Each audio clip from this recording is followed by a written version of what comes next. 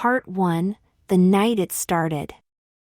I was a normal 17-year-old boy, called Martin.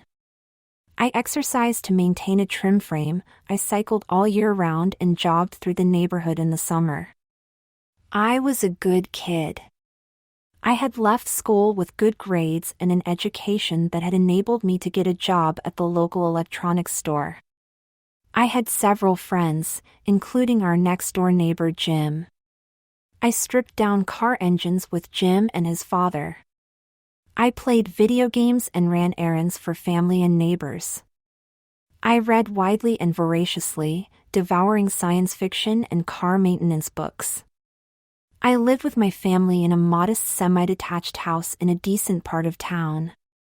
My dad, Victor, had died when I was 10, a tragic car accident. I have very fond memories of him. He was tall, jovial, and always laughing and joking. A real gentle giant. My mom, Jillian, was a trauma nurse at the local hospital. Not a brilliantly paid job, but a job that she loved. She worked hard and taught us self-reliance. So, that meant that by the time I was 10, I was able to wash and iron my own clothes, cook my own meals, and even so I could repair my own clothes when they were damaged. My sister Helen was 3 years older than me and was a really sweet person. She had a boyfriend and went partying out a lot, much to my mother's concern. But she was also street smart and could handle herself. She worked in a local department store in the ladies' fashion section, so she was able to use her store discount to amass a decent collection of clothes. And finally there were my 2 younger sisters, 9-year-old twins called Millie and Mellie. Their full names were Millicent, after my dad's mom, and Melanie, after my mom's mom, but they got nicknamed Millie and Mellie at their first day at nursery school and the name stuck. Even my mom used their nicknames. Millicent especially hated her full name and preferred to be called Millie. Mellie also had the cruel moniker of Smelly Mellie. But she wore it with pride, like a badge of honor. Like all twins, they were almost identical and even had that strange ability to finish each other's sentences. I say almost because there was one major difference. Millie had long curly blonde hair while Mellie had short straight brown hair. So, I was a normal kid with a normal family in a normal house with normal friends and pastimes. I was not a crossdresser. Oh no. No, sir. Not me, no way. No how. Until that fateful Halloween. It was a Saturday, early evening, Halloween. Since the girls were going out that night with Mom, we had a light meal of pizza. The twins couldn't wait to go out trick-or-treating and had been wearing their costumes since midday, and being high on youthful energy, they were running around the house, eager to get out and grab their sweets and candy. Millie was wearing a witch's outfit. She was wearing green face paint, a black wig that was thoroughly albeit artificially disheveled, and even sported a fake pointed hooked nose on her face. Mellie was dressed as Belle, from Disney's Beauty and the Beast, and was wearing a long blonde wig. Mom had spent a small fortune on those wigs. There was also a short auburn bob that neither twin liked, so that lay upstairs in its bag and used. Helen was in her room, getting ready for a night out with friends at the local pub where she would be meeting her boyfriend. Mom was getting ready to take the girls out, so I had washed the plates and cutlery we had used, and then I had sat down on the sofa in living room to watch the evening news. The main story on the idiot box was a traffic accident on the motorway that ran a few miles outside the small town. It was bad. It looked nasty. 7 cars involved, multiple casualties and 1 fatality. My mom was stood next to the sofa as the story was reported. She wasn't scheduled to work that night, but she was wondering if she should call the hospital when the phone rang. She conversed with the person who had called for a few minutes, and then she hung up. When she turned, she had a disappointed look on her face. I knew then that she had been called in. "Girls, come in here please." Millie and Melly bounded into the room and slid to a halt in front of her, their bags in their hands, their faces beaming. "Girls, there's been a very bad accident on the motorway. A lot of people have been hurt and I've been asked to go in and help them get better. So that means I can't take you out. I have to leave straight away. I'm sorry." "Oh no, please don't go," Millie shouted. "Who'll take us out?" Melly yelled, near to tears. Mom knelt down, held them close for a minute, and then she leaned back, leaving her hands on their shoulders. "I have to go. There are people who have been hurt and I can help them get better. You do want me to help them, don't you?" Millie, who was now close to tears, nodded. Melly, who was now actually crying, also nodded. "Yes, Mummy," she said. They stood there for a few moments, looking dejected and sad. Then Helen, dressed in a short blue strapless dress, appeared and the twins burst into smiles. "Helen," they yelled in unison. She looked up in shock to see the two girls bearing down on her. They began to speaking rapidly, almost shouting. "Mom's been called into work to help some sick people," Millie began. "So she can't take us out tricking or treating," Melly continued. "But you can take us. Will you take us? Please?" This in unison. Helen sighed and shook her head sadly. "I'm sorry, girls, I can't take you out as I'm going out myself. Besides, I'm a little too old for trick or treating." This produced entirely different reactions in the girls. Millie started shouting incoherently, waving her broom around as if she wanted to break things. Melly just stood there bawling.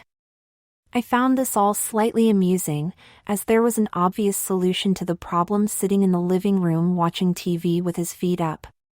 In retrospect, I was surprised that they hadn't asked me first. "I'll take them," I said. I was suddenly engulfed in limbs and fabric as both girls pounced on me and began kissing me, thanking me profusely.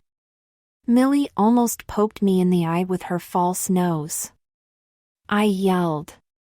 The girls, laughing and shouting with delight, climbed off me and began running around the house once more, eager to get out with their treat bags. "Oh, thank you, Martin," Mum said as she gathered up her coat and handbag. "Well, I can't disappoint them," I said.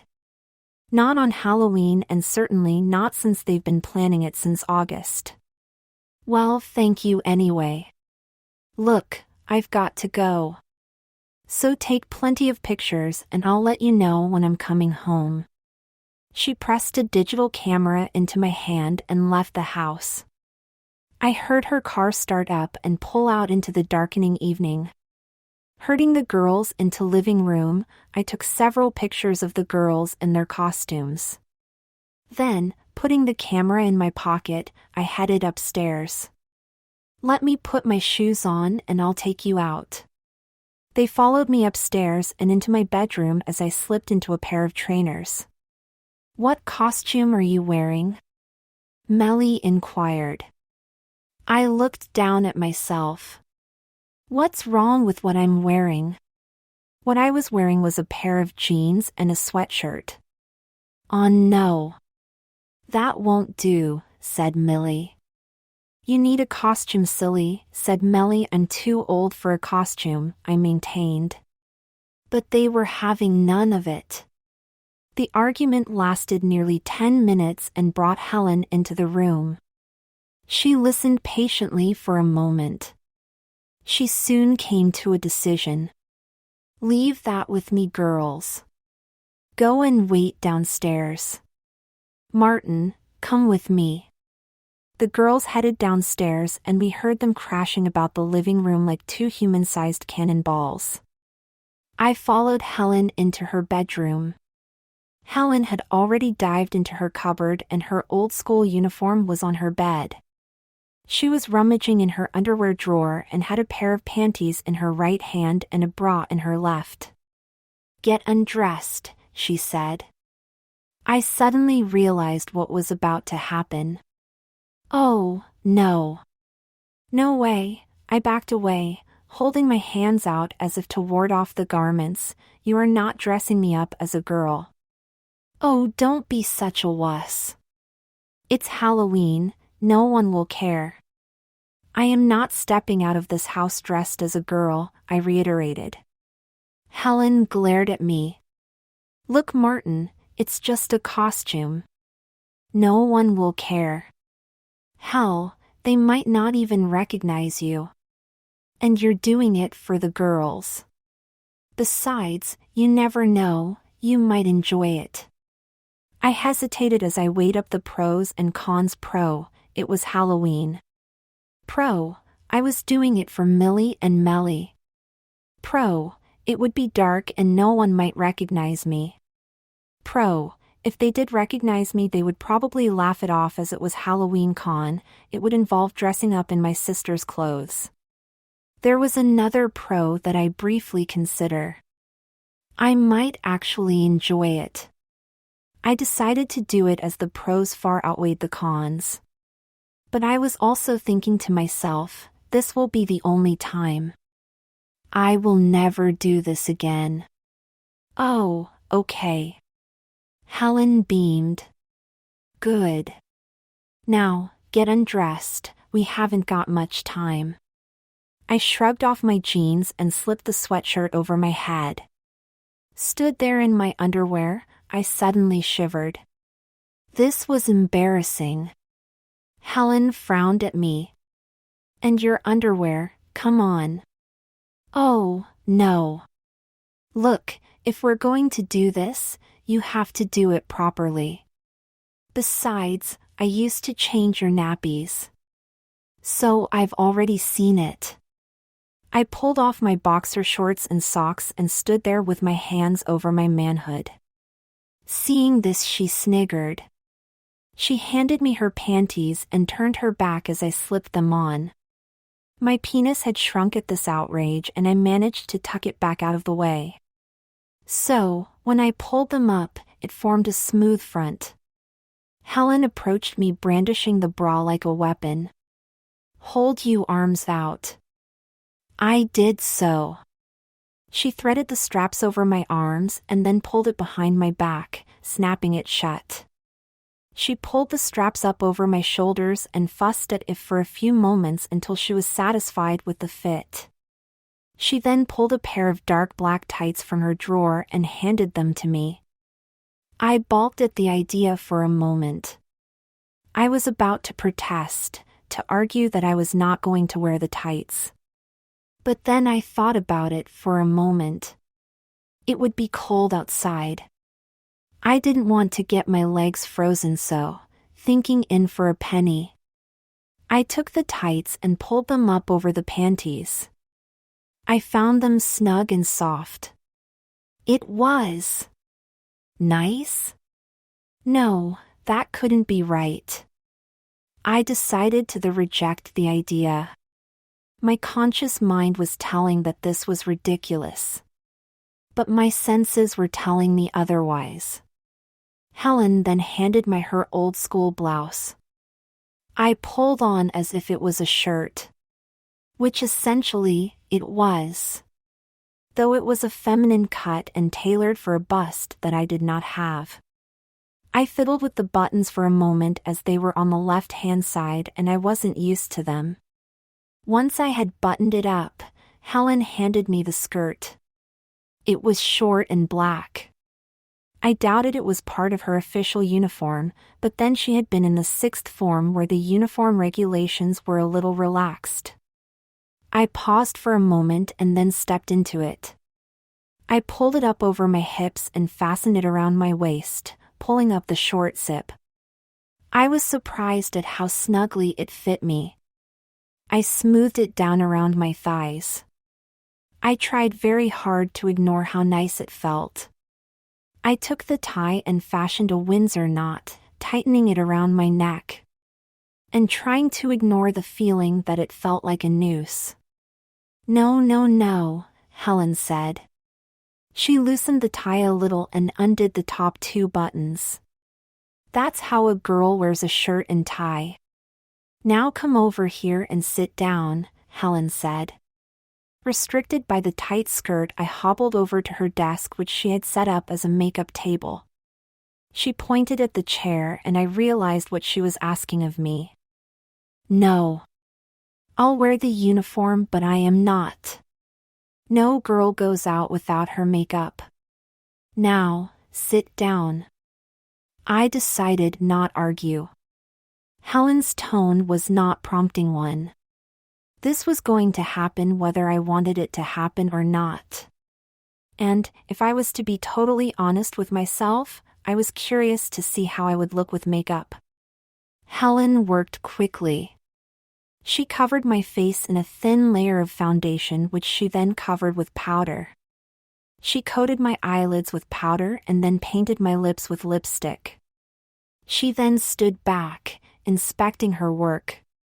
She looked unsure and then smiled. "One last thing. Wait here." She left her room and entered Mum's room, returning shortly with a bag. It contained the auburn bob that Mum had bought while Millie and Melly were arguing over which costume they were going to be wearing. The argument had lasted over a week and had involved a lot of shouting and threats of hair pulling, arm pinching, and shin kicking. Thankfully, it had been settled before it came to that. Helen pulled the wig from the bag and used a brush to comb it out.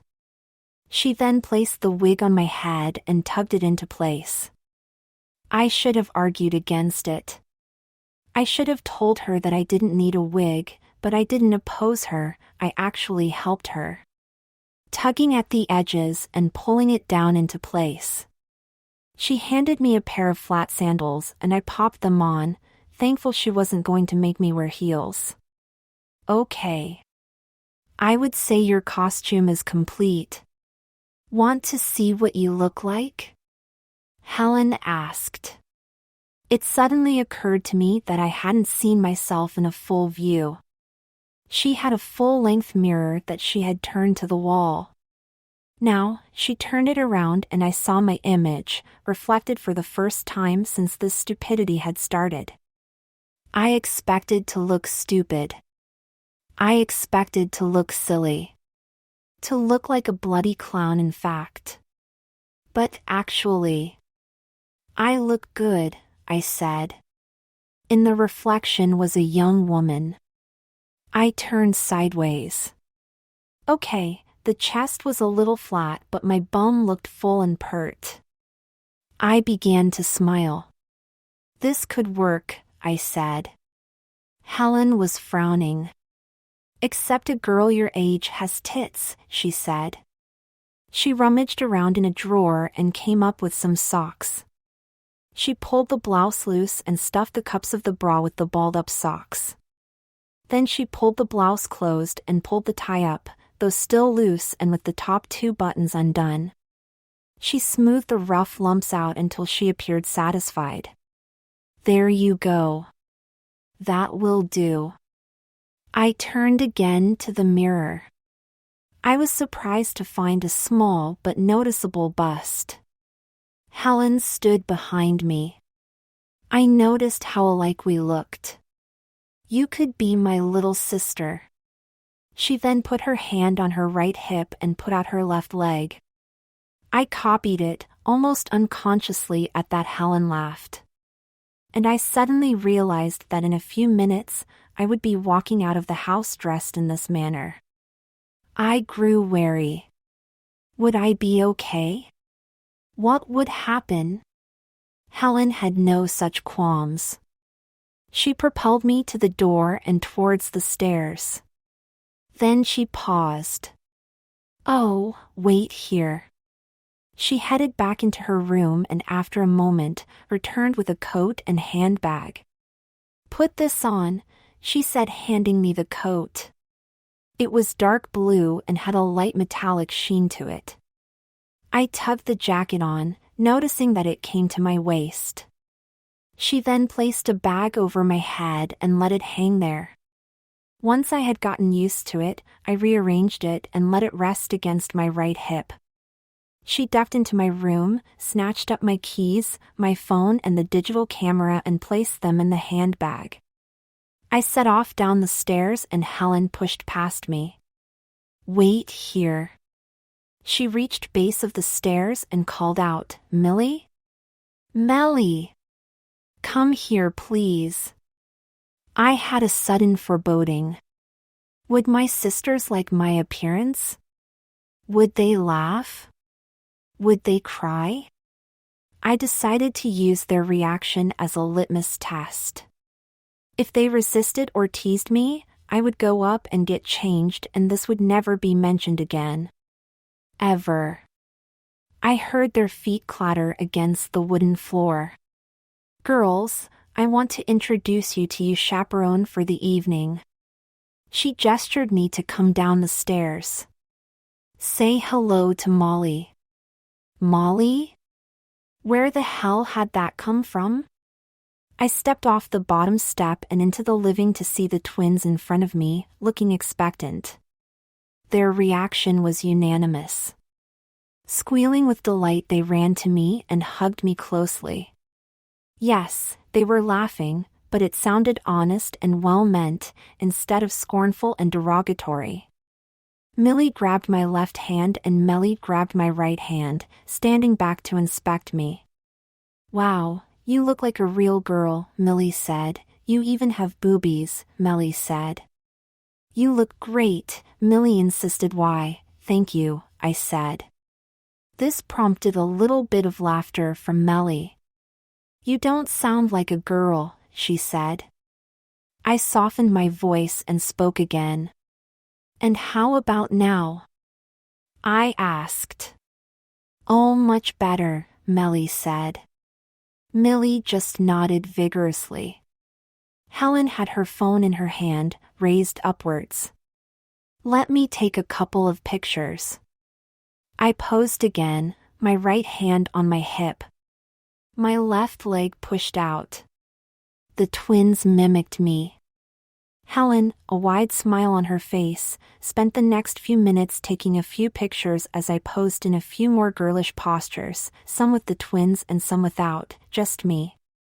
I was surprised to find how easily I was slipping into these feminine gestures. Scary, if the truth be told. And then Millie and Mellie, eager to get on with the holiday night, grabbed my hands, pulling me towards the door. To my horror, the doorbell rang. Mellie let go and ran to answer, and before I could sufficiently hide myself, she had thrown it open. My heart sank when I saw who had arrived. "Georgia!" Mellie yelled and flung herself at the tall brunette. Georgia was a friend and colleague of Helen's who worked with her at the department store. My spirits plummeted even further when I saw who she was with. Her boyfriend Dan. I knew them well. "Well, hello. Belle?" "Yay." Mellie bounced up and down, pleased that Georgia knew who she is supposed to be. Millie had also approached, although she was hunched forward, brandishing her broom as a weapon and cackling in what she probably thought was an evil fashion. It sounded more ridiculous than scary, but Georgia threw her hands up to her face, mock horror widening her eyes. "Oh no, it's a scary witch. Save me from her, Dan, save me." "You're on your own, love." "I'm off," Dan said, standing behind her. "It's me, you sillies." Millie screeched, obviously pleased at the effect her costume was having. Georgia laughed and swooped down on them, hugging them both. Then she looked up at Helen. "Hi, Helen, are you ready? Let me get my jacket. I'll be right back." Georgia entered the house as Dan lingered on the doorstep, pretending to be scared of Millie. "Don't notice me," I thought desperately, though there was hardly any possibility of them missing me. Georgia looked up at me and smiled. "Hello," she said. She was about to continue when she did a double take. Her eyes widening again, this time in genuine surprise as opposed to feigned terror. Martin? Is that you? No. This is Molly. She's taking us out tonight, said Melly. Mummy was supposed to take us, but she's had to go hospital to help the people in that big accident, Millie explained. So, Molly is taking us instead, Melly added. Georgia had stepped back and was taking in my appearance. I'd just like to say in my defense that this was not my idea, I said. Was it though? I had put up a fight, yes, but not a really tough fight. Georgia nodded in what I hoped was a friendly fashion and then stepped up to me and hugged me. I think it's great what you're doing. And don't worry. I doubt you'll be the only boy who's dressed as a girl tonight. Dan, who had now stepped inside, was also nodding appreciatively. For what it's worth, mate, I think it takes real BA. He stopped, glanced at the twins for a moment, and then continued, it takes real guts to dress up as a girl. You look really natural, by the way. You make a very pretty girl. I could actually feel myself blush. Oh, you fancy him, do you? Georgia teased. Dan looked shocked. No, of course not.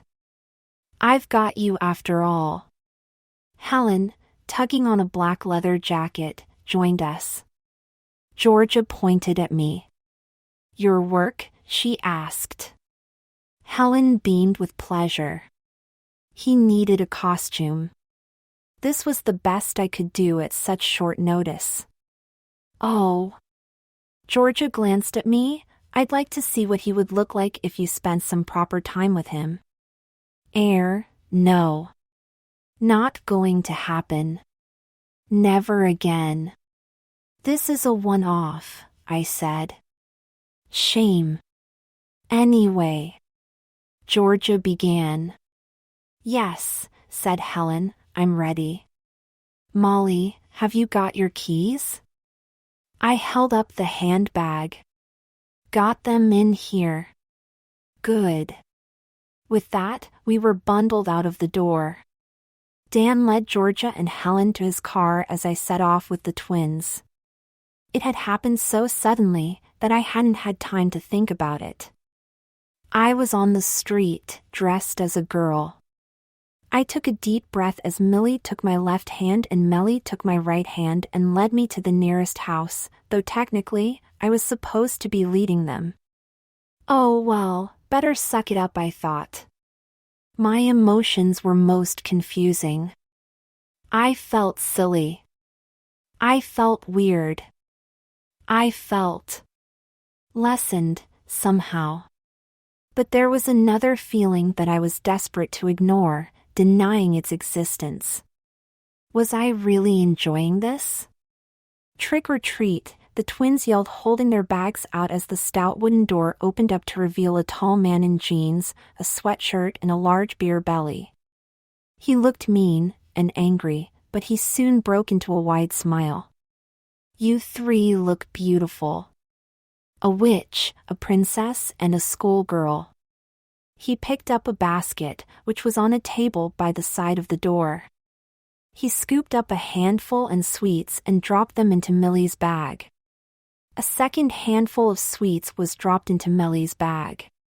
A third handful hung in the air for a moment before I realized that they were for me. Oh, thank you, but I'm just... Nonsense, the man said, his smile darkening with a frown. A costume like that deserves a reward. He turned inside the house and after a moment, I heard a bag rustle, as if it were being filled. When he reappeared, he was holding a carrier bag, which he handed to me. Thank you, I said. Thank you, mister. Thank you very much, the twins said.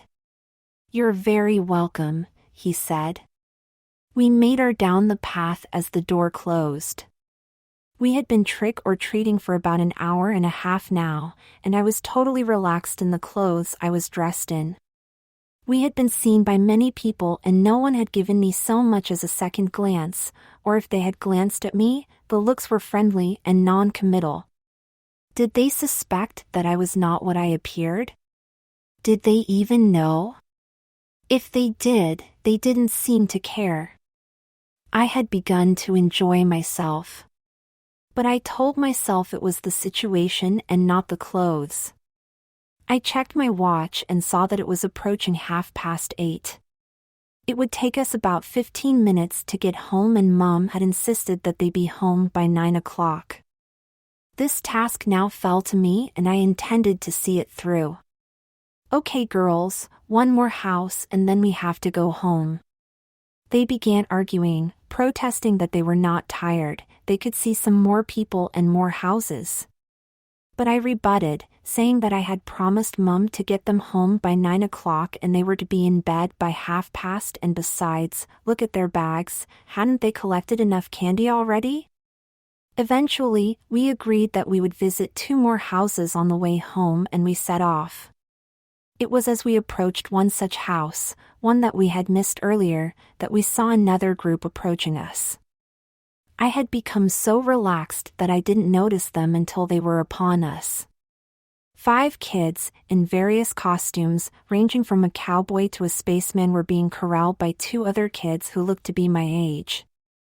A boy dressed in an outrageous Batman costume and a girl, dressed in a cat suit. It wasn't until Millie let go of my hand and ran up to Batman that I realized who Batman really was. And it wasn't Bruce Wayne. It was a guy I had known at school, a friend of mine called Carl Roberts. Worse, the girl with him was a girl called Stephanie Harris. And I had quite the crush on Miss Harris. Carl swept Millie up into his arms and span her around as she laughed in delight. "Hey, Millie," he said in a gross impersonation of the Caped Crusader. "Nice outfit." "Thank you." I realized then that the 5 other kids were split between Batman and Catwoman. The 2 lads dressed as a cowboy and a spaceman were Carl's younger brothers, while Dracula, James Bond and Snow White were Stephanie's younger siblings. As Millie and Melly began talking to the others, discussing costumes and comparing the size of their hoards, Carl walked up to me. He had a quizzical look on his face and then he burst out laughing, almost doubled up. "Jesus Christ," he grunted. "Martin?" Stephanie asked. Any chance that they might not recognize me evaporated. I grinned weakly. "Trick or treat," I said in a low, embarrassed voice. Carl straightened up but was still chuckling heartily. He then took in my appearance. "You look bloody silly, mate," he said. And then he yelped in pain. The reason for his yelp was a kick to the shins from Stephanie. Apparently, Batman's armored suit was not as armored as it appeared. "Don't be so rude," she snapped. As the kids laughed at the sight of Batman hopping about like a puzzled crow, he glared angrily at her and then at me. Stephanie came up and hugged me. Then she took my hands and stepped back, admiring my new feminine appearance. "I think you look really good," she told me. "You can thank Helen for that," I said. "I hope you don't think less of me." Stephanie looked surprised for a moment and then smiled happily. "Why should I think less of you?" she asked. "I think it's really brave of you to come out dressed like that. You look really nice." "Oh, thank you." I was sure I was blushing again. She let go of my hands and stepped back. Carl had stopped hopping around like a wounded bird and came up, a remorseful look on his face. "Sorry, mate, I was just dash." He examined me intently. "I'm sorry. I think you actually look pretty good. It's just, seeing you like that I'm sorry, do you forgive me?" He extended his hand. I took it and shook it warmly. I forgive you. Dracula, Stephanie's 11-year-old brother, ran up. He had a camera in his hands. I've got to take a picture of this, he said. Okay, Count. Let's do this properly, Carl said.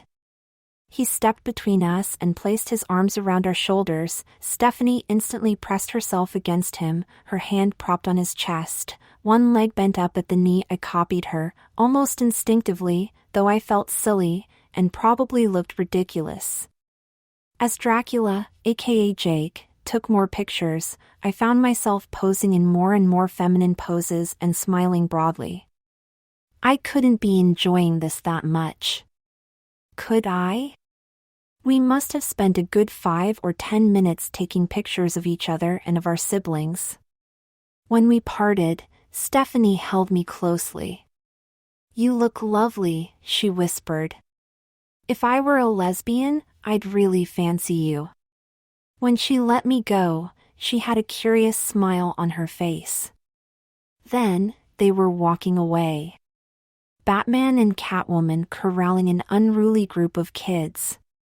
We approached the house and I knocked on it. This time, I joined in when the door finally opened. Trick or treat, we yelled. The elderly lady clapped her hands to her mouth in delight. Oh my heavens! You look so delightful. Here you go.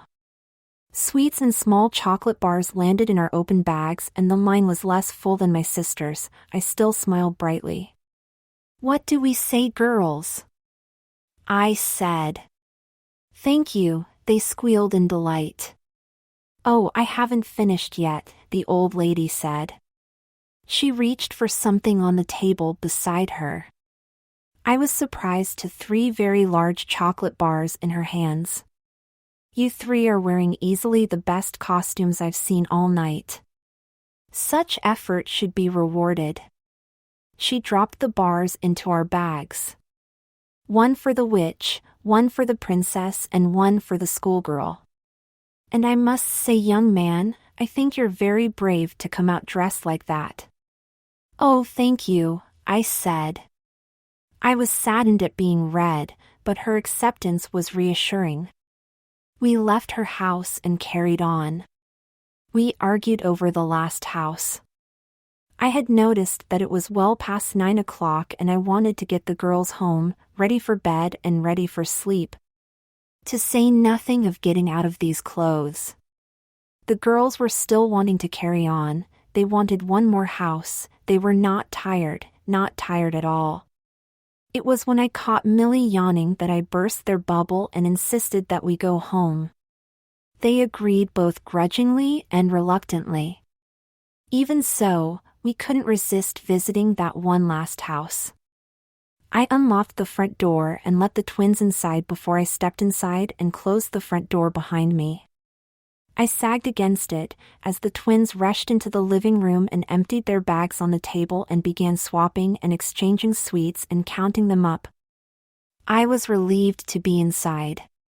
Away from prying eyes and suspicious minds. I had gotten through the evening mostly unnoticed, and though I had been recognized and spotted as a boy wearing girls' clothes, no one had seemed to care. I couldn't help think what a rush it had been. But it was of my system. I was going to get changed now.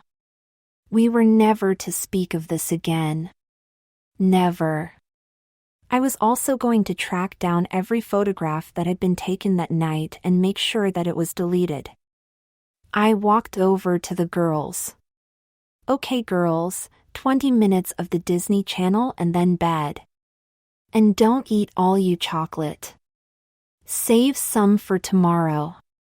Millie turned on the TV as Melly fiddled with the remote control, and then, the sweets, biscuits and chocolates forgotten, they watched a cartoon. I had long outgrown cartoons, so I went into the kitchen. I knew Mom wouldn't answer her phone, so I texted her instead. Got girls home for 9 o'clock. We'll send them to bed at 9:30. They had a great time. With that scent, I headed for the stairs. Okay, you two. Don't argue and don't fight. I'm going to go upstairs and get cleaned up. That set off a torrent of protests. Oh, don't go, Molly. 'Cause we really like having you around. Don't get changed yet, we'd like you to stay with us until we go to bed. Millie broke into a grin, though the cheerful look was spoiled by the fact that her nose had come loose and was hanging off her face. You can tuck us in, she said. I hesitated. I gave in. I don't know why, I just gave in. Okay. I sat between them and they instantly curled up beside me, grabbing my hands in theirs. I found myself enjoying the cartoon. It wasn't a mean, about some big fluffy creature, my friend something or other. I did, however, keep an eye on the time. For some reason, I let them stay up longer than the 20 minutes I had set. But by 9:45, I decided enough was enough and ordered them to bed. For a change, they did not argue and they trooped off. I waited in my room while they got changed into their nightgowns and then I stood over them as they brushed their teeth. As Millie had been a witch, she had painted her face and hands with green paint, but since it was water-based, she had managed to wash most of it off and I helped her with a face cloth as she had missed a couple of spots. By just turned 10, they were climbing into bed. Millie clutching a soft rabbit called Hopper, Melly clutching an old doll called Susie. Both toys were worn, well past their sell-by date but adored by the girls. I tucked in Millie first as she was, technically, the eldest.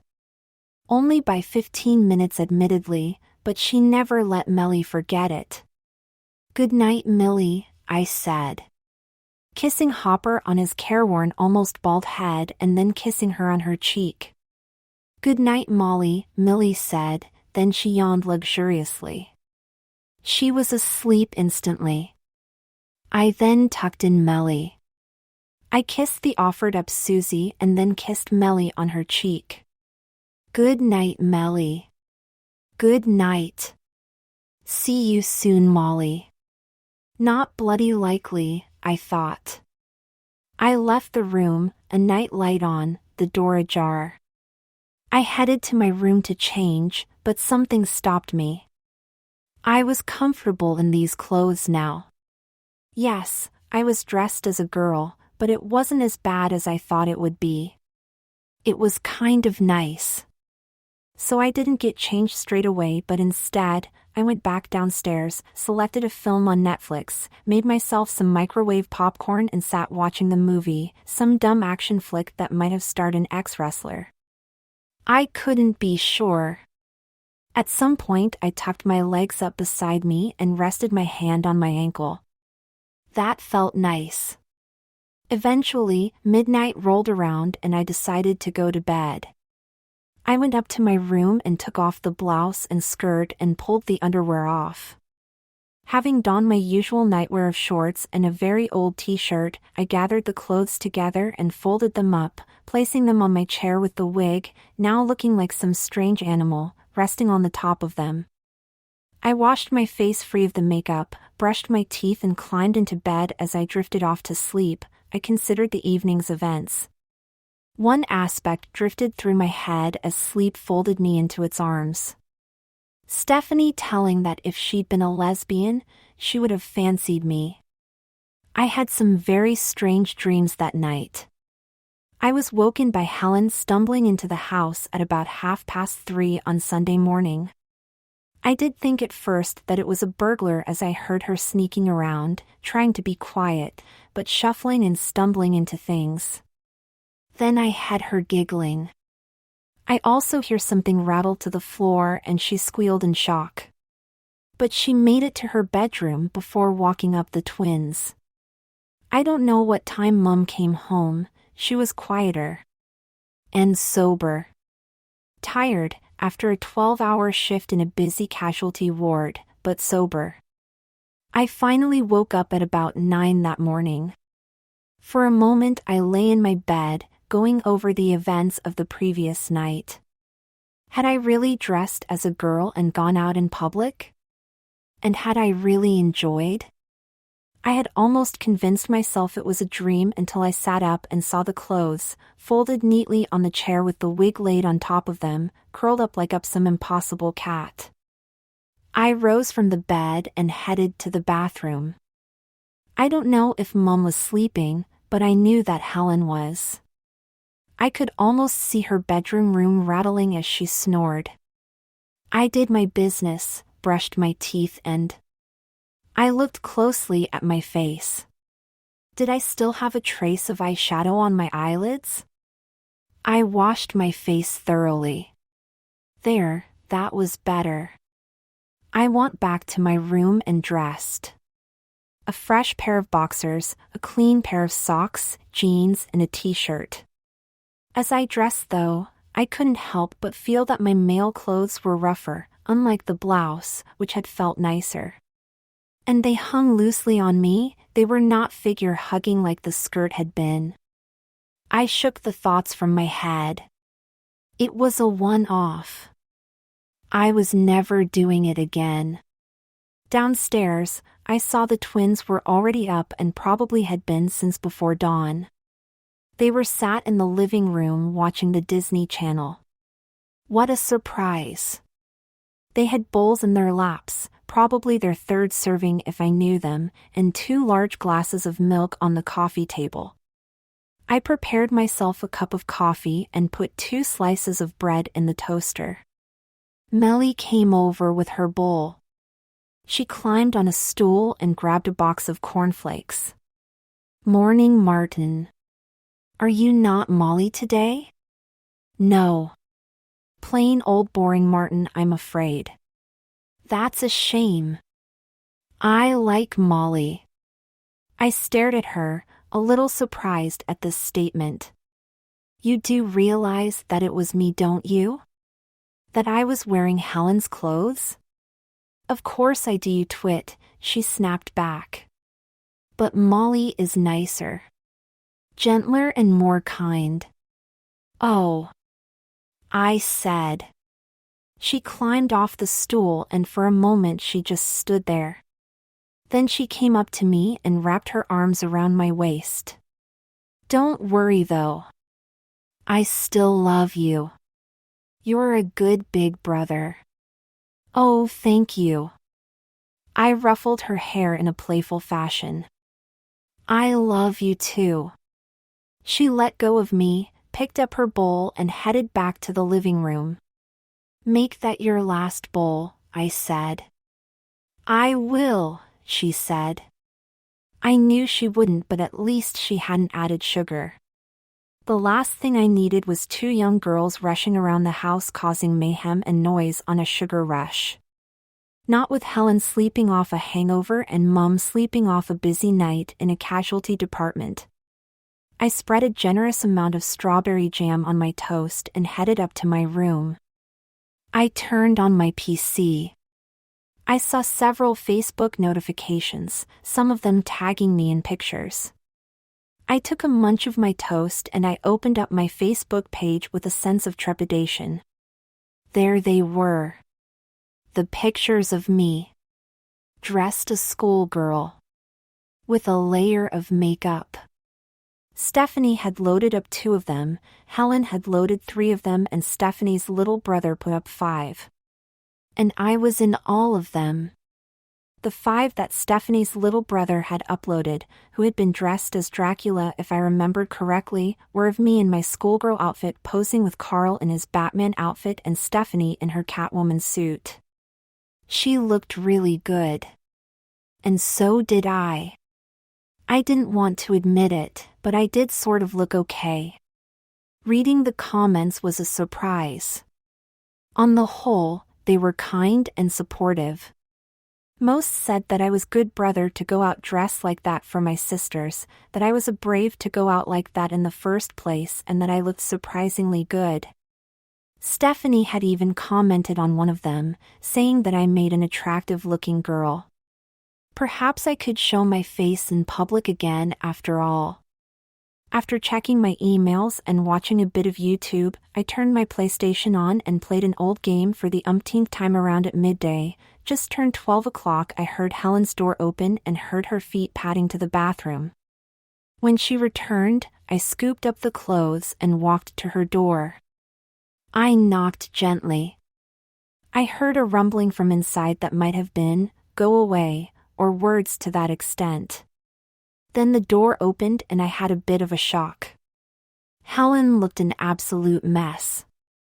Her eyes were red-rimmed, her nose looked blocked, her hair was in total disarray, and her pale face showed traces of makeup where she hadn't cleaned it off properly. She was at least dressed. A large shapeless mass of a t-shirt that hung on her like a sack. "Waylon?" I took this to mean "Good morning, my dear brother. What can I do for you on this fine morning?" After a moment, I held out the clothes. "I just wanted to return your clothes and to thank you for lending them to me." She glared at me for a moment and then at the clothes I was holding out. She shrugged and a smile appeared on her face. "Oh, you can keep them. I don't want them anymore.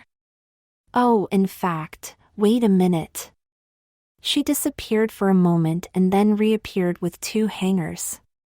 One was a standard plastic clothes hanger and the second was simply a straight bar with a pair of clips on it.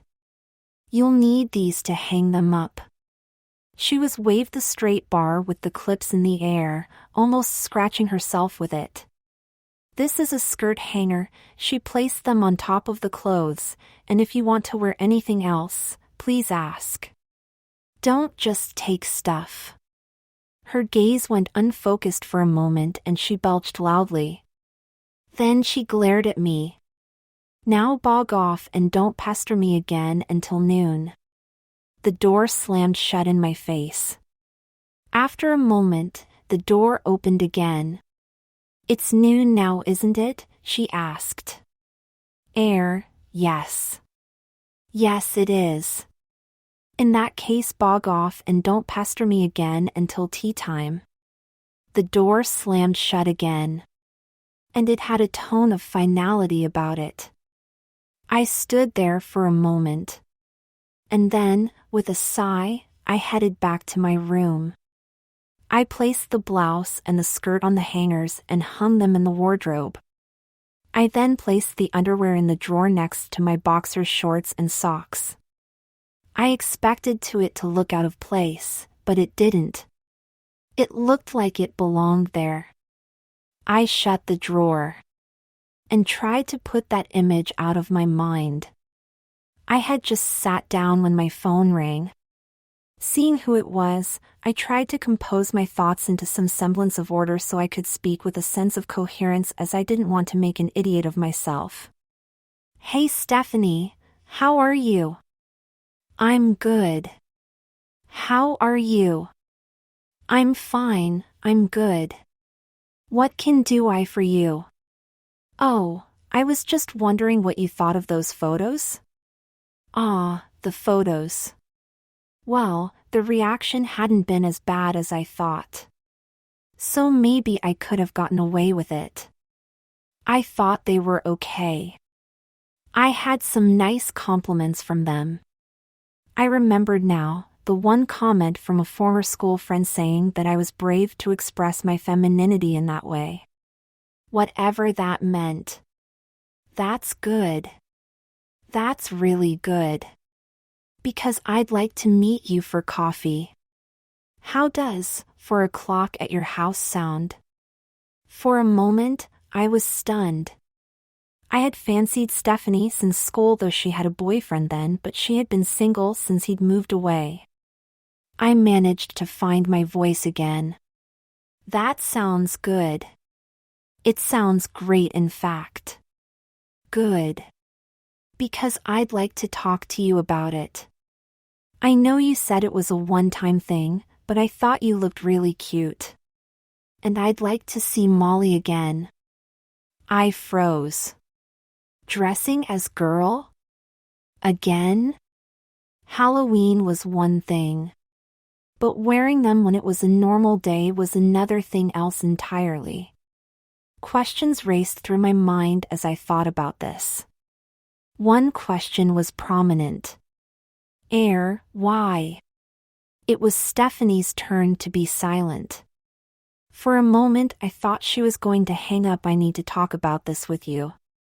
And I would like you to be Molly. I remembered what she had said as she had embraced me the night before. If she had been a lesbian, she would have fancied me. I was still confused about this. Was she a lesbian? Did she think I was gay? There was a chance that I could be setting myself up for a massive disappointment. However, if it meant that I had a chance at being with Stephanie, it was a chance worth taking. However, if it meant dressing as Molly again. Hello, are you still there? Yes, sorry, I reorganized my scattered thoughts into one coherent strand. Well, as coherent as I could manage. Can I think about that? Give me an hour and I'll call you back. I understand, she said. You'll call me? Of course. I'll speak to you soon. She hung up and I slumped on my bed. I was at a loss. I really did not know what to do. I had a chance at being with Stephanie, but the chance meant dressing as a girl and I didn't really want to dress as a girl. Did I? I wasn't sure anymore. Of course, I had not enjoyed it at first, rebelling against it even. But as the evening had progressed, had I grown to like it? If I hadn't, why had I stayed dressed when I got home? Why had? A sudden thought occurred to me. I had used Millie and Mellie's reactions yesterday as a sort of litmus test. If they had laughed, I would not have gone out dressed as a girl. But they had not laughed. They had accepted me as their big sister. And as innocents, their reactions could be trusted. As they did not lie and they hadn't learned how to manipulate the situation to suit their own ends. They just called as they saw it. And this was not to say that they were always nice. If they thought I was being an idiot, then they called me an idiot. Which was more often than I cared to admit. I stood up and walked over to my wardrobe. I withdrew the uniform and hung it on the wardrobe door. Then I dug out the underwear and the wig and placed them on my bed. For a moment, I looked at the clothes. Then I headed downstairs. The twins were still watching cartoons on the Disney Channel. Something about a big castle. The castle walked about on giant legs, but hey, it was a cartoon. They did not look up as I sat down. I reached for the remote and paused the movie. This produced a torrent of protests. Hey, we were watching that. Millie yelled. What did you that for? Melly yelled. Put it back on. Put it back on. Yeah, put it back on. Why are you being so mean to us? This in unison, at a high pitch, almost a scream. I held up a hand and fell silent. Girls, I need to ask you something. They fell silent, but they were glaring at me with looks that could have stripped the paint job off a Land Rover. What do you think of me, dressing as Molly? Oh, is that all? Millie asked, settling back onto the sofa. Put the film back on, why don't you? Oh, Martin, Melly came over to me and stood by the side of my chair. Listen, if you want to dress up as Molly, that's great. We only had one night with Molly, and she was great. Yes, I know she was you, I'm not silly. But Molly is a different person. She frowned as she thought about it. It's like you have a girl you inside you and you need to let her out. You need to dress properly though, Millie said. And you can't dress as a schoolgirl. You're too old to be a schoolgirl. Well, I admire your acceptance and your enthusiasm, I said, but I think we need to talk about this with Helen first. Talk about what? Said a bleary voice. We turned and saw Helen stood in the kitchen. She looked a good deal better, though obviously talking coherently still beyond her. She had a mug of coffee in one hand and a box of aspirin and a glass of water in the other. She had brushed her hair so it was no longer resembled an explosion in a mattress factory, and she had washed her face. She was no longer smeared with excess makeup and her eyes were a bit clearer, but she was still pale. Helen, the girls cried and rushed up to her. Her eyes widened and she sank into a chair before the twins could knock her over. Martin wants to be Molly again, Millie began. And he needs your help to dress him up and make him pretty and... Quiet! Helen snapped. She probably though she has shouted, but it came out as hoarse growl. The girls fell quiet and sat down at the table. The walking castle forgotten for the moment. Helen looked up at me, though her gaze went unfocused for a moment. She belched loudly. When she spoke again, her voice was still hoarse. So, you want to dress in my clothes again? Why? I leaned back against the kitchen counter and tried to organize my thoughts into some semblance of order. Okay. I'll admit it, I enjoyed dressing up yesterday, once I got into it. And I stayed dressed long after seeing the twins to bed. People took photos yesterday and the general consensus of opinion is that I looked good and that I was brave to do it. Also, Stephanie Harris has phoned up. She saw me last night and she wants to see me as Molly again. She's coming round for coffee at 4 o'clock. Today. And I really fancy Stephanie. Helen had listened to me patiently and then nodded, her smile returned to her pale face. She then downed 2 aspirins with the water and then took a sip of her coffee. So, you want to dress up to see if you still like it and then you want to see if Stella likes you dressed up? Stephanie, I corrected her, Stephanie Harris. Right then. I'll dress you up and make you ready for your appointment with Miss Richards. Harris, I corrected her, again, Stephanie Harris. Yeah, Helen Millie began. Get with the program. Mellie finished. Whatever, fine, she looked at the clock, so we have nearly 3 hours. That's enough time to, that's a good, ooh, hang on. Helen's gaze went unfocused again. Then she sank to her knees, leaned forward and threw up on the kitchen floor. It took Helen and I about 20 minutes to clean up the mess. The twins couldn't help as Mellie was almost throwing up herself and Millie was laughing too hard to be of any use. After we had cleaned up, I called Stephanie. Oh, hey Martin. Have you decided? If you can be round here for our o'clock, then I can let you meet Molly. Great. That's good. I can't wait, she said. I paused. Neither can I. The call ended. I followed Helen upstairs to her room. We left the twins downstairs, arguing over which film to watch for the umpteenth time. This time on Netflix Kids. But before we entered, she pushed me towards the bathroom. Shave your arms, legs and your chest. And don't forget your armpits either. Why? Because girls are not normally hairy. Then, go into your bedroom, put on the bra and the panties.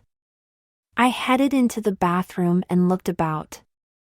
I had a razor and shaving foam, but did I want to shave my body hair?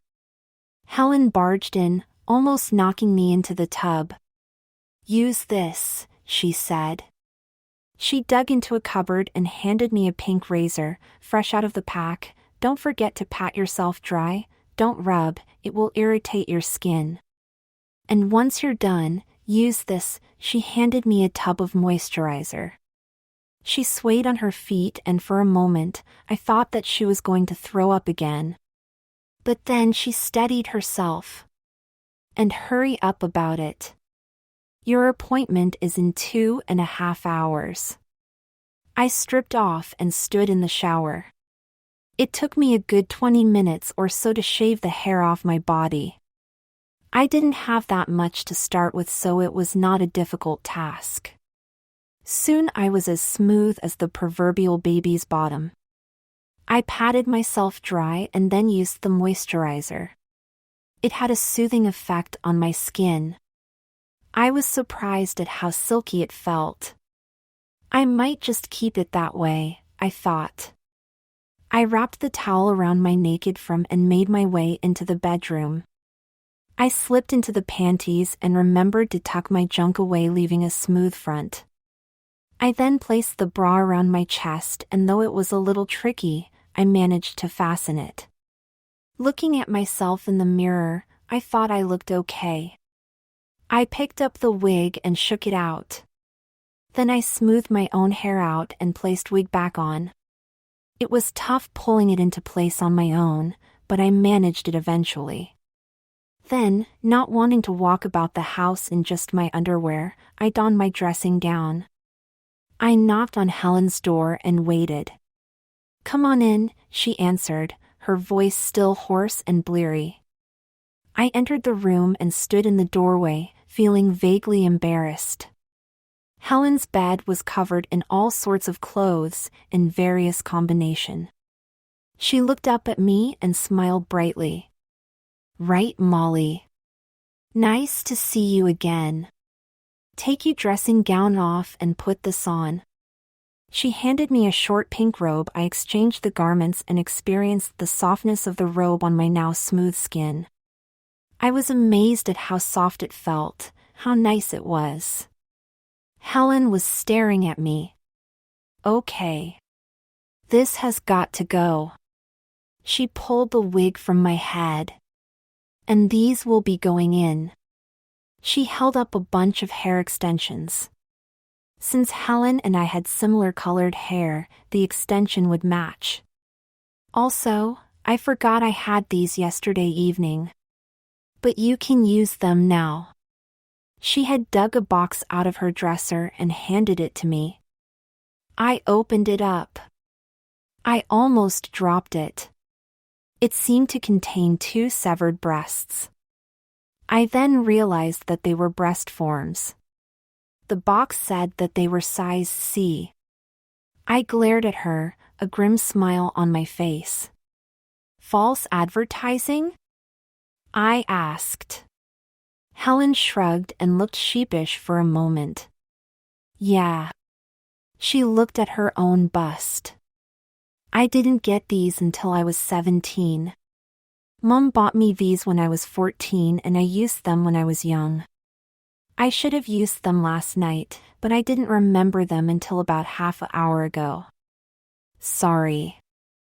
I looked down at the breast forms and nodded. They would certainly have been more useful than a couple of pairs of rolled-up socks.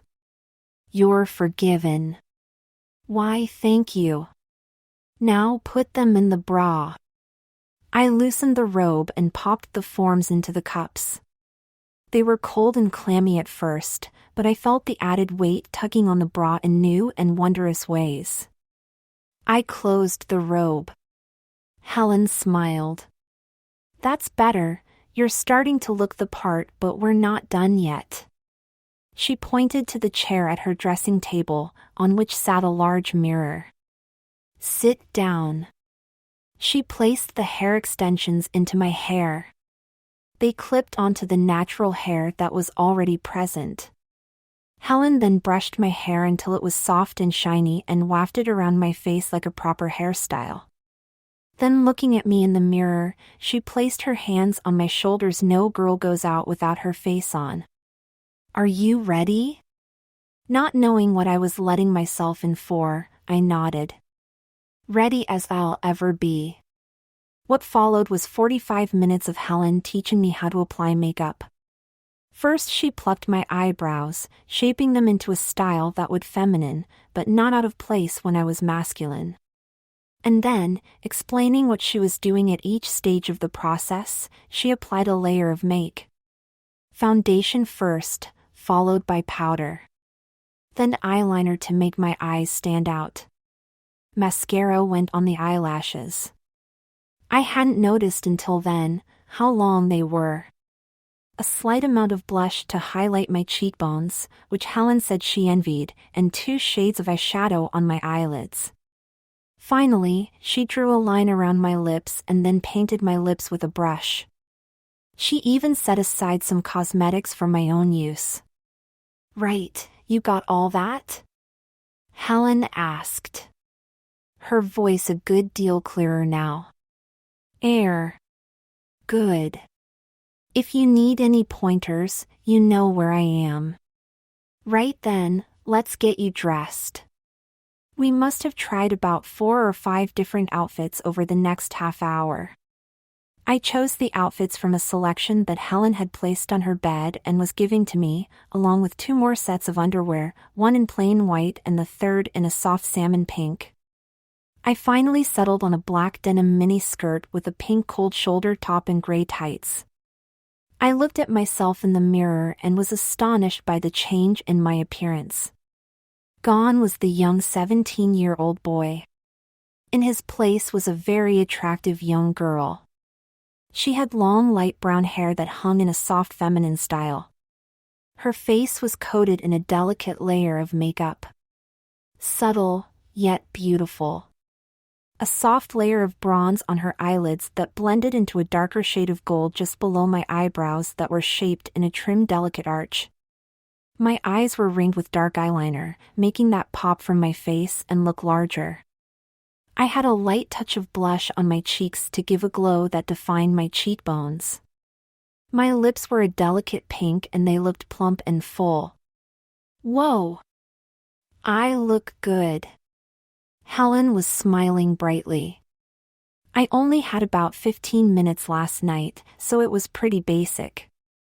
I had more time this morning. And under tuition, you can do it yourself.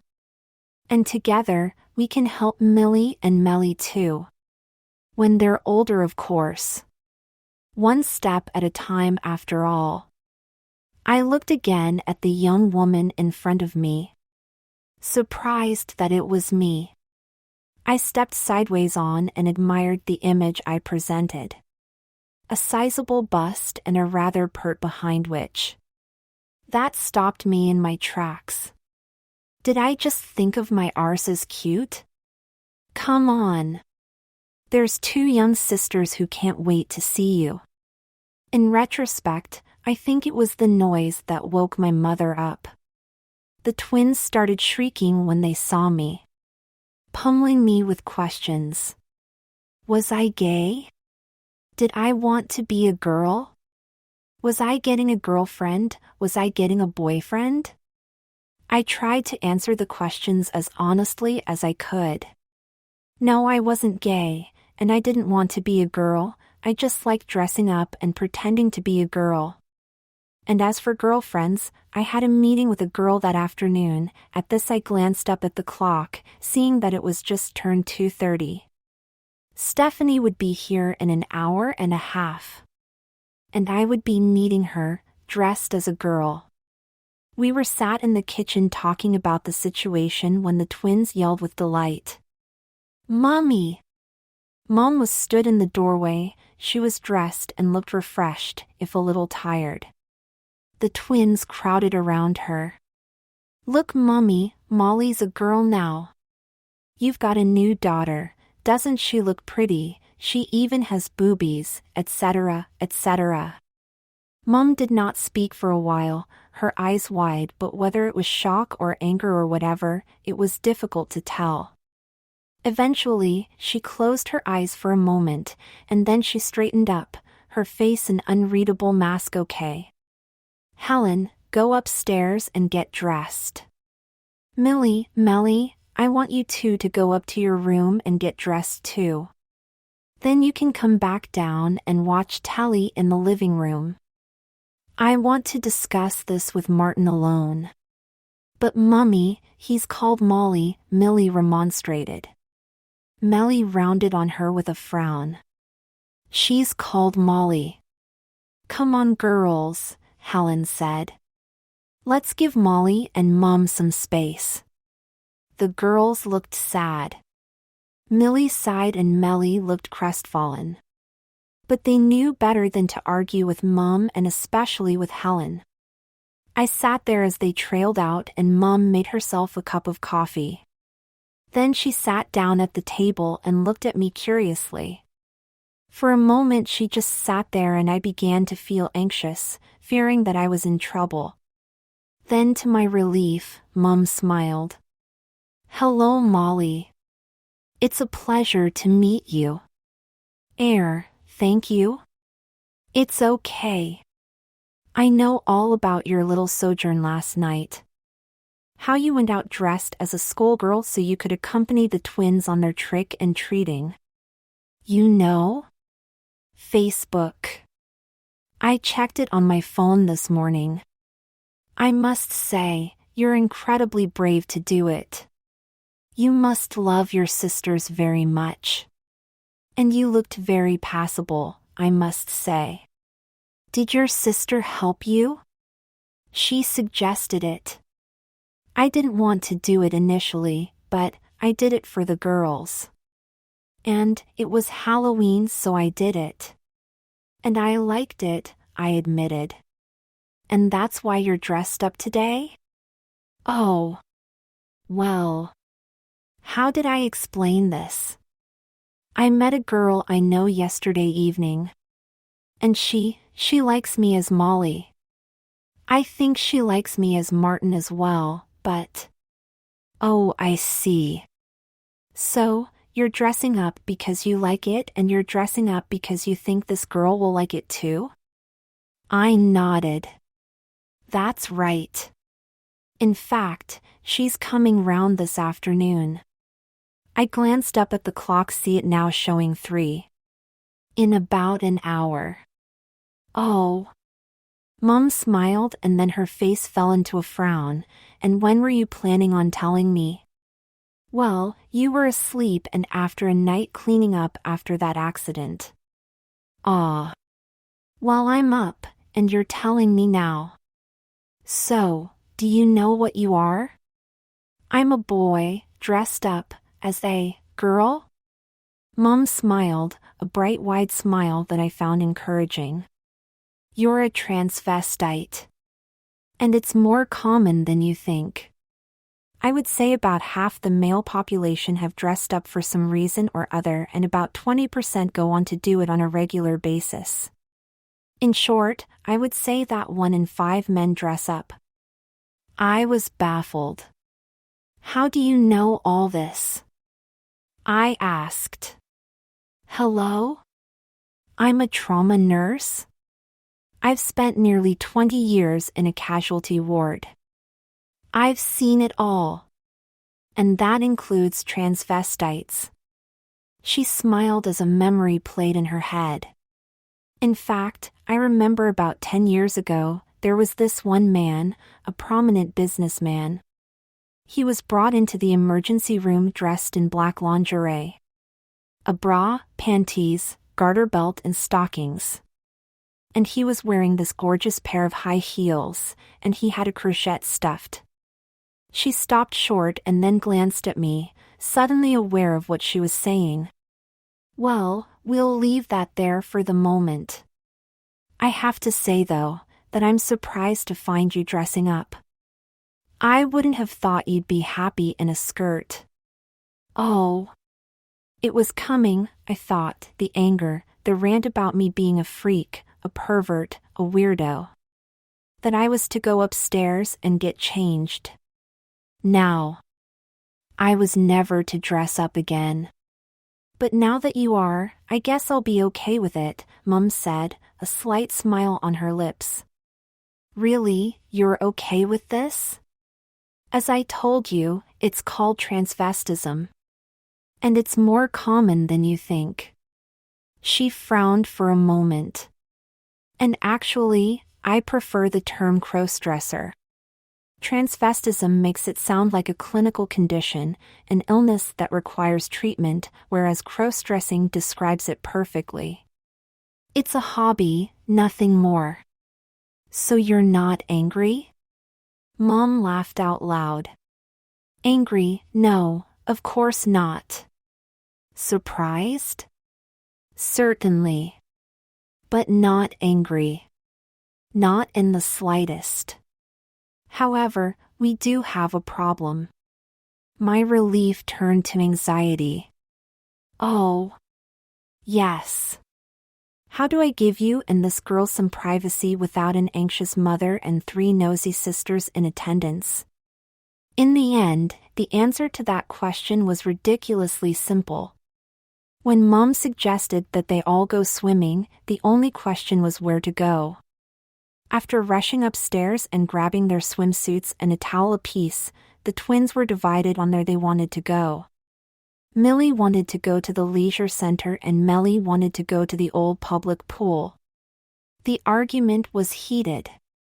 The public pool was boring and they had a wave machine at the leisure center. The leisure center was too expensive and the public pool had a diving board. Melly was quite good at diving. Mom enlisted Helen's help.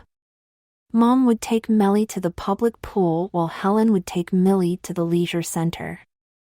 I thought for a moment that Helen would refuse. Oh no, she wasn't taking Millie to the leisure center, she was going back to bed, she had a hangover to sleep off, she was tired and she had work tomorrow. There was no way she was going swimming. To my surprise and relief, she smiled brightly. That was cool, she said. She wanted to visit the gym anyway. Millie rushed to get her sportswear as well. 10 minutes later. At 3:30 they were setting off and heading in opposite directions. And I was feeling anxious. I must have checked my image at least 5 times in as many minutes. I was meeting a young girl soon, a young girl who I fancied, and I was dressed as a girl as well. It sounded like an episode of Sex Education written by Monty Python and directed by Tim Burton. I sat in the living room and fretted. I didn't know what to expect. Of course, I'd met girls before, but I'd never been dressed a girl before. I went from feeling anxious to feeling scared. Then it just turned 4 o'clock, the front doorbell rang. I was expecting it, but I was still startled by it. It made me jump. I may have even squealed a little. But I composed myself. Then I rose and headed to the front door. As I reached for the handle, I noticed that my hand was shaking. I paused for a moment and forced myself to relax. I turned the handle. To see Stephanie stood before me, wearing her old school uniform. She smiled brightly for a moment, before her smile faltered a little. Then the brightness returned. "Hey Molly," she said, "nice to see you again." "It's good to see you too. I guess we have a lot to talk about." Within a few minutes, we were sat in the living room, with 2 large glasses of cola and a selection of biscuits and chocolates, courtesy of my trick-or-treating hoard of the previous evening. "You look great. Just like a real girl," Stephanie said. "Yeah, I have Helen to thank for that. She's done a good job," Stephanie said. "You look smashing." "Thank you," I said. "Oh, you look smashing too." Stephanie beamed with eager thanks. But then it fell into an awkward silence that lasted for almost a minute. Then Stephanie sighed. She set her glass down and came and sat next to me. Right up next to me. "Listen, I'm going to be honest with you, Molly. I really like Martin. I've fancied him for a year now. I just never had the courage to say anything about it. Then, I saw you, Martin, as Molly." She sighed for a moment, as if considering her next words with a great deal of care. For a few years now, I thought I was a lesbian. Because I saw men dressed as girls and got turned on. I thought it was the girl thing that was turning me on. So, I experimented. Oh, really? I asked. So, you've been with Stacy Robinson, she admitted. I nodded. Stacy was a pretty girl. And now I thought about it, I did not remember her ever having a boyfriend. Right. Well, Stacy is a pretty girl, and is she? Yes, Stephanie admitted. She's a lesbian. But I'm not. She leaned towards me, her arm moving across my shoulders, her hand resting on my knee. I did not stop her. Then I had a light bulb moment. I could almost hear the bulb switching on over my head. That's what you meant last night, isn't it? If you were a lesbian, I'd really fancy you. But what really turns me on are men, dressed as girls. She leaned and kissed me. I was surprised, but not so surprised that I couldn't return the kiss. Her lips parted and I felt her tongue pressing against my lips. I had never French kissed a girl before, but I was a quick learner. After a few minutes we broke the kiss and looked into each other's eyes. Are you going to stick around? She asked. As Molly? I asked. Did I want to dress as a girl all the time? For Stephanie. She came to my rescue. 'Cause I fancy Martin as well. And as much as I fancy Martin, I really love Molly. This time we were kissing with more passion. I shivered as her hand slid up my leg, caressing my nylon-clad thigh. It was long, electric. I broke the kiss and leaned back as another light bulb moment occurred to me. You were expecting to see me in my school uniform, weren't you? Well, yes. I'm sorry. She smiled. Don't be sorry, give me a couple of minutes. I was lucky again that afternoon. Mom called me to tell me that she and Melly were on their way home. That gave Stephanie and I a good 20 minutes to smooth out our clothes and refresh our makeup. I changed back into the black denim skirt and the pink top we had made out in our school uniforms. It had gone no further than kissing and caressing, but it had left us breathless. We were back in the living room, watching a movie and chatting when Melly and Mom arrived home. Stephanie! Melly yelled, rushing into the room and almost leaping on the young woman. How are you? Are you Molly's girlfriend now? Why are you dressed as a schoolgirl? Melly stopped firing questions at her, let her answer them, Mum said, as she hung up Melly's dropped coat. And put your swimsuit and towel in the washing machine, please. Oh, yeah. All right, Melly said, perching herself on the chair opposite us. So? Well, Stephanie began, I'm fine, Melly. And yes, I am Molly's girlfriend now. And I dressed as a schoolgirl because that's how I met Molly. And though I'm Molly at the moment, I won't be Molly all the time, I told her. I still want to be Martin from time to time. Melly frowned at us for a moment. And then shrugged her shoulders. Whatever. She looked as if she was about to fire more questions at us, but Mum's voice echoed from the kitchen. Melly?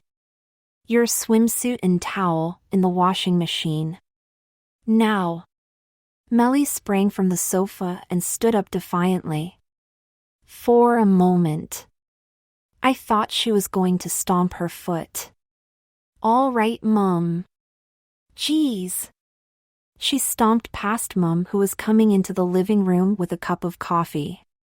She sat in the recently vacated seat and smiled warmly at us. So, Stephanie, how do you know Martin and Molly? Oh, we used to go to school together and we were in the same chemistry class, so we got to know each other quite well.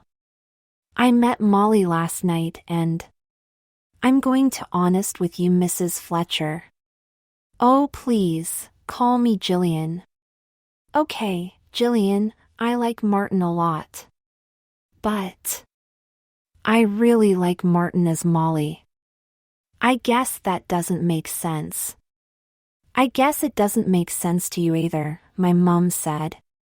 But I guess you'll have the rest of your life to sort it out. She paused, looked awkward for a moment. Do your parents know that Molly is really Martin? She nodded. Oh yeah. I told them about him.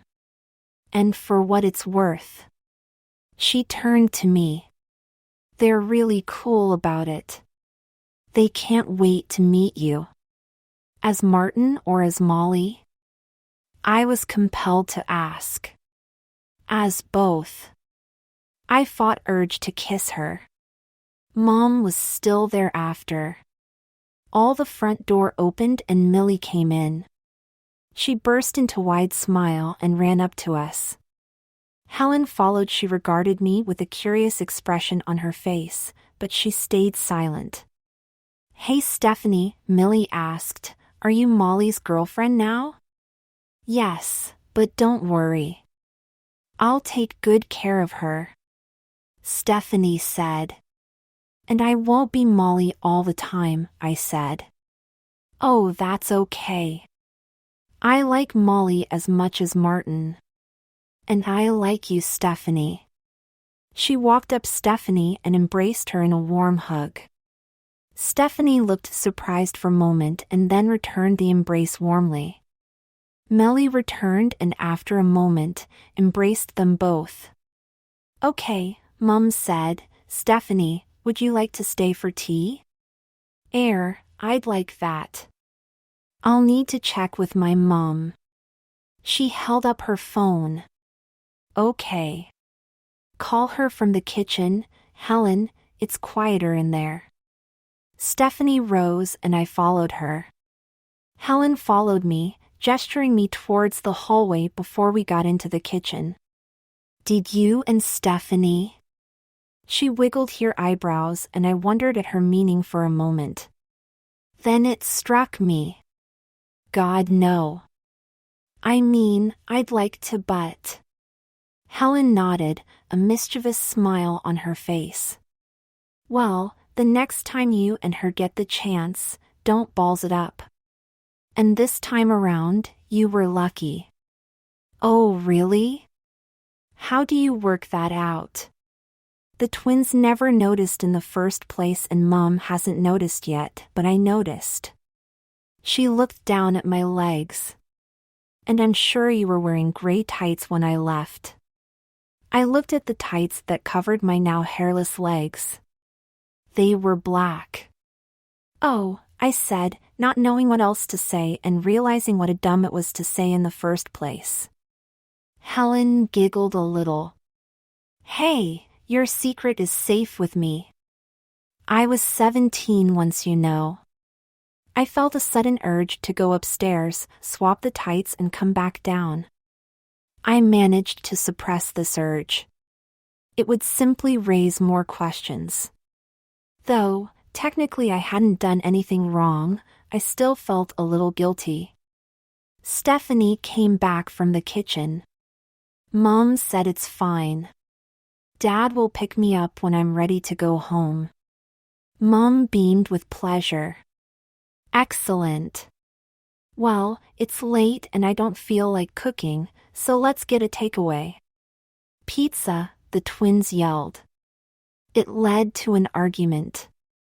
Pizza twice and on consecutive days was not a good idea, Mom said, but eventually, especially when Millie pointed out that they would do it in Italy, she gave in. I don't think she really wanted an argument. We ordered 3 large pizzas with garlic bread, fries, and 2 large bottles of Coke. One free with orders over £20 and one that took it over the initial £20. Only by about 50 pence or so admittedly, but it counted.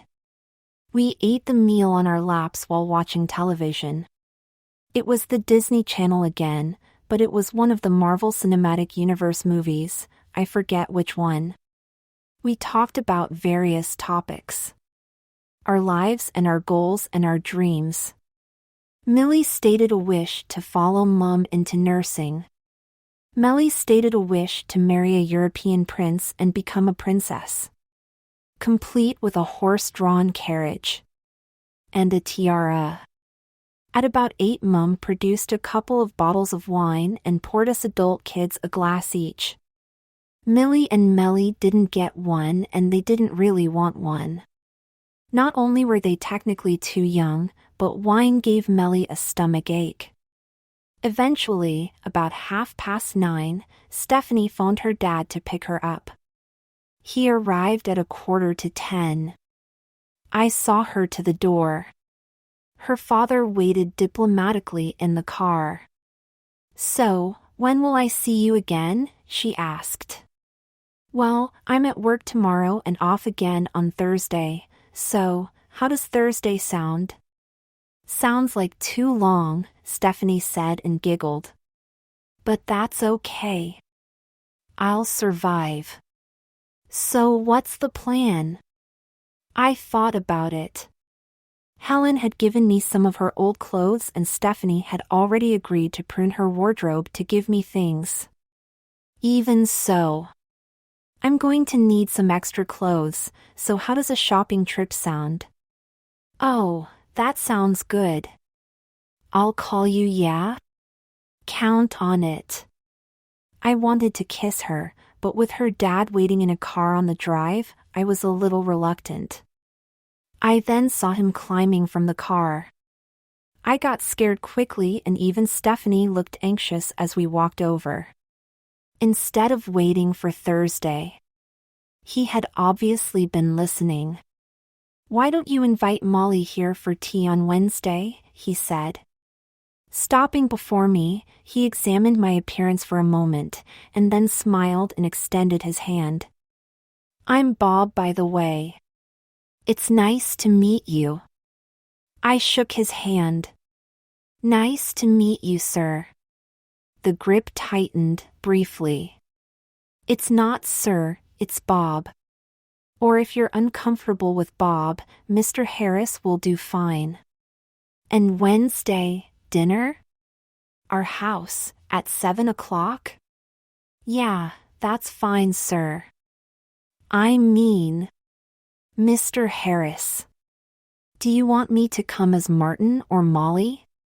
Mr. Harris shrugged and looked up with a smile on his face. Surprise us, he turned and walked back to his car, and kissed her goodnight already. "I'm missing the snooker here." Stephanie giggled. "He's an acquired taste, but he's a great dad," she said. "I can tell. Anyway, I'll see you on Wednesday."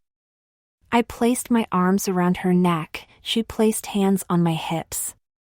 The kiss was electric. And I didn't want it to end.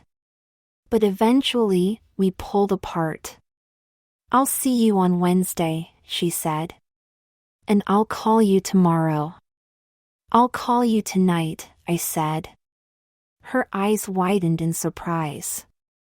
"Oh, don't get clingy on me." A revving engine and a cloud of exhaust broke the evening air. To say nothing of the mood. Stephanie pulled back. "I'd best go." I watched her as she walked to the car and climbed to the passenger side. The car pulled away and the last I saw of Stephanie, she was leaning out of the window waving enthusiastically. I stood there for a few moments, then I headed into the house. "So, be honest," Helen asked. "Do you like dressing as a girl or do you think your evil older sister has tricked you into dressing up and is conniving with her friends and family to keep you in skirts?"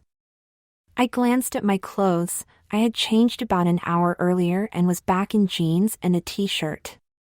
"Well, "You're doing a lousy job," I said, and she fell back against the sofa, giggling.